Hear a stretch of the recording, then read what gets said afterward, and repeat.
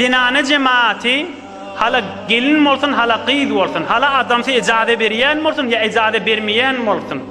Qaş almagy nähilli diýip sorak kan molýa heýwara. Hudaýyň aýdan hökmi, Rasulullah'ın hökmüni eşitjek adam kulak asyn.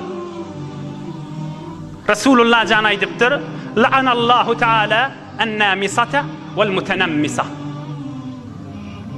Hudaý lanet etdi, yani Hudaý Taala rahmetinden daş etdi. Qaş alýan zinanany wal mutanammisah, men qaşymy alsana diýip barýan heleýi. Aýny Rasulullah'ın aýdan söýdüş. La'anallahu ta'ala an-namisata wal mutanammisata. Hi Kur'an'da yok onu bugurrun diye vaydiliye. Hud Kur'an-ı Kerim'de var. Metni Kur'an-ı Kerim beyk Allah'ın kelami Suriye Nisa 119. ayeti. Ve la amurannahum fele yugayyirunne halqallah. Şeytan aydıptır. Hudaýyň huzuruna qasam süwaydypdyr. Ey Rabbim dipdir. And içýän sen menen nipdir. Adamlara bar waswasa ederin. Bu kadar waswasa ederin. Bu kadar waswasa ederin. Sen menne suwdyňma? Sen bizre araýaş etmesen pul ýerden çykarmaly. Ajy ölmelimi sen näyerin dipdir. Sen gelişike girmesen, halka wara bolmasaň bolmarahym diýerin. Bu kadar girerin dipdir. Fala yugayyirun halqallah. Hudaýa sen yaratyşyňdan nady ütgetdirerin şol adamlar dipdir. Sen bir qaş berdiň, şol nady gerçeksiz kökederin gözlerine dipdir. Ya gerçlerine, ya bazılarına, çigirlerine hakub yettirerin dipdir. Özlerine gerçek berdirtjek bolup dipdir. Fala yugayyirunna, şol adamlar ütgederle halqallah, Hudaýyň goýan halkyny. Ya'iduhum ve yumannihim, aýadyň ýyly şeytan olara wa'de berýär, şolara hay howasy oklaýar. Ajab gelişikli boldun. Döwründe şeytany mendeş inni gelişikli boldun. Inni ýüzüň arasda boldy. Inni birime eline pul jady geldi. Ya'iduhum ve yumannihim, arzuwa oklaýar. Ve ma ya'iduhumuş-şeytanu illa gurura. Allah aýdýär. 120-nji aýatda. Şeytan olar allapdy. Emma şoň gurrun içinde bitin qaşyma arassalajak diýip at bolýar. Gowqulagasyn. Şu aýdylýan gurrunly kime aýdylýar? Hudaýa we Rasulullah imany bar adama aýdylýar.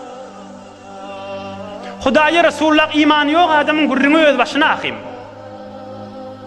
Hudaý Taala Kur'an-ı Kerim'de Sebbih ismaň içinde hemmemiz bilýän suramyzda. Qad aflaha man tezakka. Arassa adam gününni diýipdir Hudaý Taala. Hudaý aýdýar: "Qad aflaha man tezakka." Her kim temiz bolsa gününni diýär Hudaý Taala. Tezakka arassa bolsa, yani göz kulagy haramdan arassa bolsa, el ayagy haramdan arassa bolsa, kalbi haramdan arassa bolsa. Bir yerde, meselen şu oturan yerimizde 1 kilometrlik yerden hafa jup akyp barýan bolsa, şoň isi gelermiş ta? Gelmez. Bir juwuň, bir nejasatyň, bir hafaň isi 20-30 metrlikden daşdan gelmeýär. Bar gelýän bolsa 1 kilometrlikden gelsin. O şäheriň hafasynyň isi şähere gelmez. Haram zadyň isi. Emma günah işin iyisi.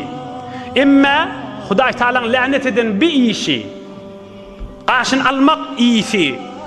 Bağışlan zina etmek iyisi. Arak içmek iyisi. Bu her zady ki Hudaý haram eden bolsa, belki bu yaş aseman ha berrevet, ber demagy hur rizvan berşevet.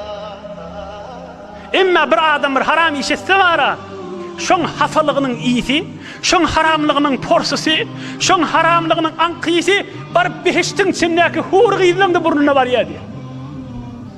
Belki bu yaş ber aseman ha berrevet, ber demagy hur rizvan berşevet.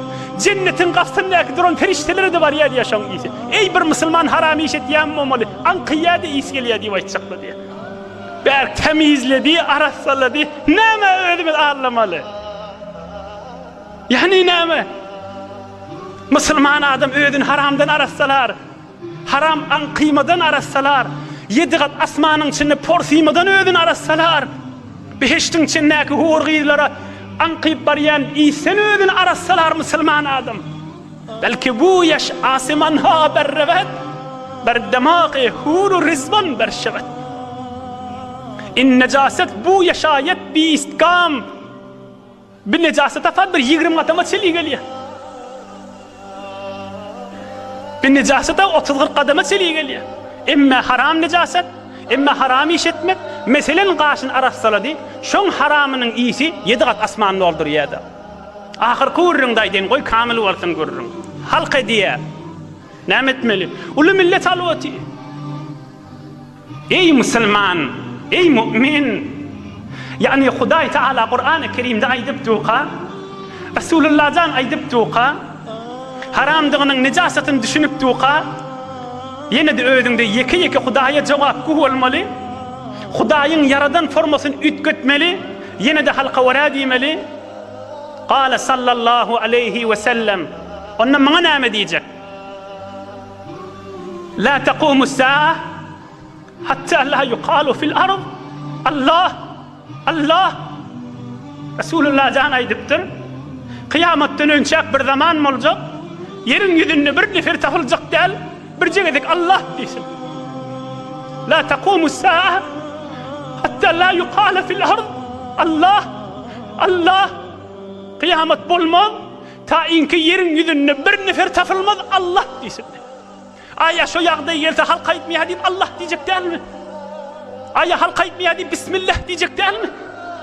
Aya halka aýtmaýar diýip Rabbin Allah'ın çağırjak dälmi? Nämeden çirim adam öýüdini anlamaly. Adam öýüdini anlar. Rabbim Allah'na Allah bolmaz ahim. Öýüdini hafa, Hudaýyň ijazet bermedik haram zadyny bulamaly. Şol haramy da öýüdini temizlemek at bermeli. Öýüdini arassalamak at bermeli. Biter gelişiksiz dälmay, biter kıyamatda utançly bolmarmay şol adam. Hudaýyň haram diýen zadyny temizlemek diýip at bermeli.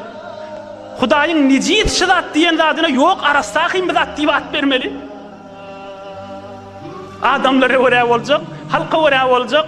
Halka wara boljak bolsa bir wagtda yerin ýüzüne Allah diýen tapyljak däl. Oşonda da kıyamat boljak. Rasulullah aýdan dedi. Adamlar aýtmaýar diýip aýtjak dälmi?